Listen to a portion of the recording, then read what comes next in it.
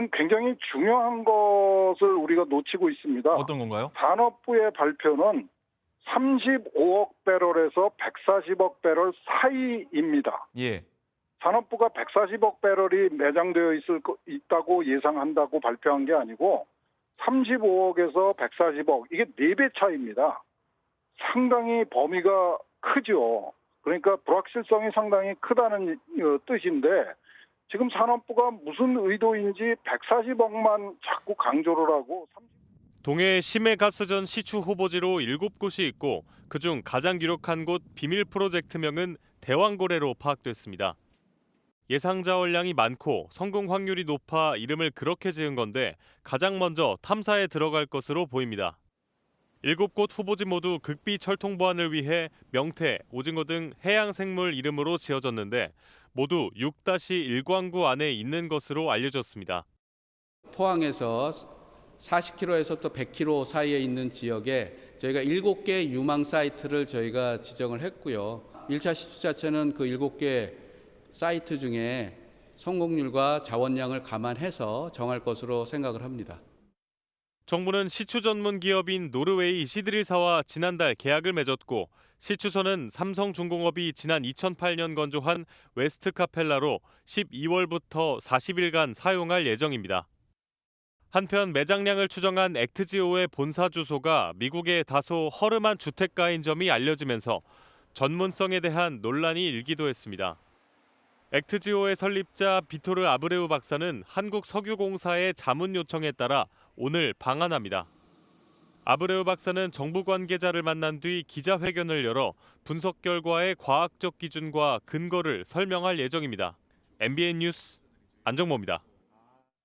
네, 그럼 전문가와 이와 관련한 궁금증 풀어보도록 하겠습니다.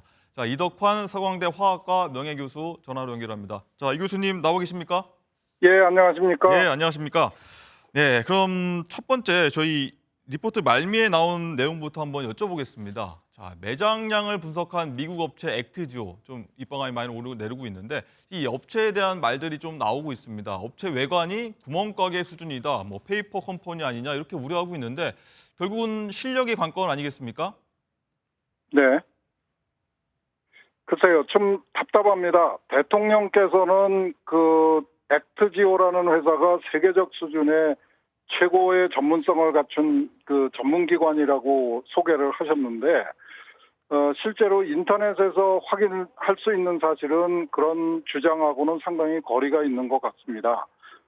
지금까지 알려진 이야기는 이분이 그 세계적인 석유 회사의 그 뭐 부문장을 지냈다, 뭐 이런 정도의 그 이야기가 나오고 있는데, 우리가 알고 싶어 하는 거는 이분이 과연 그 액트지오라는 기업의 그 대표로서 지금까지 어떤 실적을 쌓았는가를 확인할 수 있도록 해줘야 되는데 그 부분이 안 되고 있는 거, 그런 준비를 전혀 안 하고 그냥 단순히 일방적으로 세계 최고 수준의 전문성을 갖췄다라는 그 일방적인 주장만으로 국민을 설득할 수 있을 거라고 생각했던 그 산업부의 입장이 참 안타깝습니다. 그렇군요. 자, 이 아브레우 박사는 남미의 가이아나 금색이 최고 시추공이라고 거기를 발견했다 이렇게 알려지고 있죠. 예. 자, 이 액트지오에 저명한 아브레우 박사가 조금 전 방한했다고 소식이 들리고 있는데 곧 기자회견도 갖는다고 하니까 지켜보도록 하겠고요. 자, 그리고 올해 12월부터 탐사 시추에 들어간다고 하는데 노르웨이의 시드릴이라는 업체와 440억 원에 계약했다고 합니다. 자, 경험이 많은 업체겠죠? 뭐 제가 이쪽에 전문가가 아니라서 그 정확하게는 모르겠지만은 지금 삼성에서 만든 시추선을 가지고 있는 거 보면은 액트지오하고는 사정이 좀 다르지 않을까 기대를 합니다.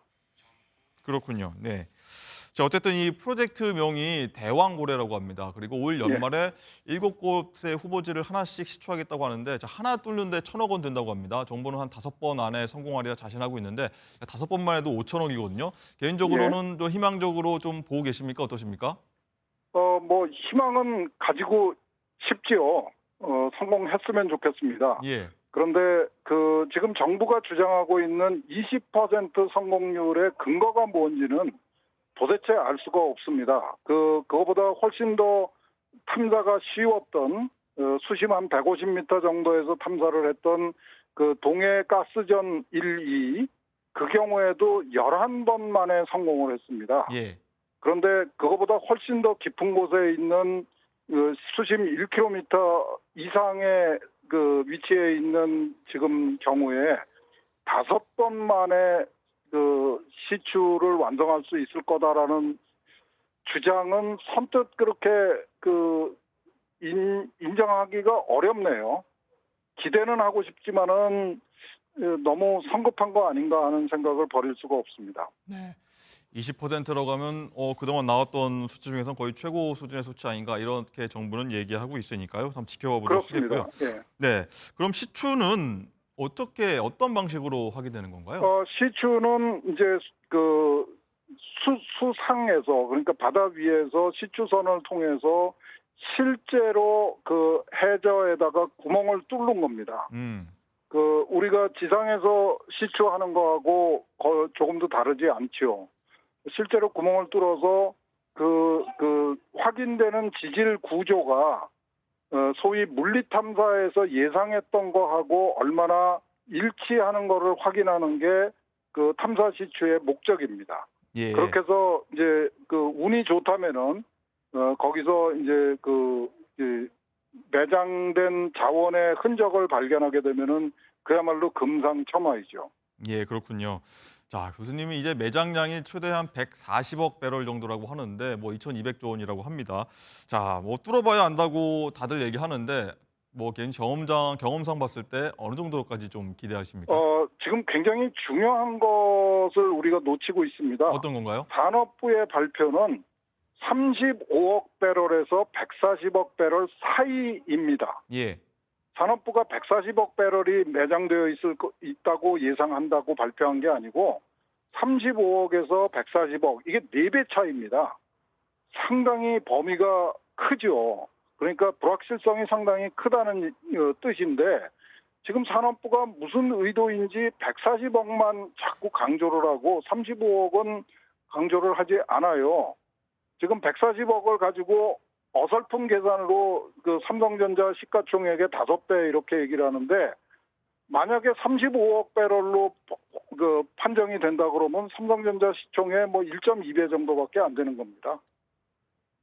이렇게 과장을 하고 억지를 부리는 거는 이런 그 해저자원 그 개발 사업에 전혀 도움이 되지 않는 반드시 피해야 되는 굉장히 중요한 그 포인트입니다.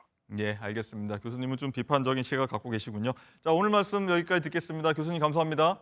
예, 감사합니다.